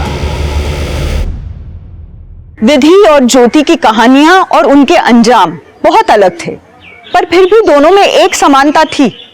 दोनों लड़कियों को उनके अपने भाइयों ने बेचा था। सुनकर ही अजीब लगता है ना। जिस भाई से रक्षा का वादा लेती होंगी ये दोनों बच्चियां, उन्हें उन भाइयों ने चंद रुपयों के लिए जूली और बिलाल जैसे दरिंदों के हवाले कर दिया। जैसा कि कबीर दास जी ने कहा, कबीर औंधी खोपड़ी कबहू धापे नाही, तीन लोक की संपदा का आबे घर माही। यानी जब पैसा आपके दिमाग पर हावी हो जाता है तो वो आपको अपना गुलाम बना लेता है, क्योंकि पैसा बस एक साधन है, पर इंसान का लालच अंतहीन।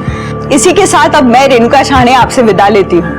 हम फिर मिलेंगे ऐसी एक कहानी के साथ जो रखेगी आपको सतर्क और जिंदगी को सुरक्षित।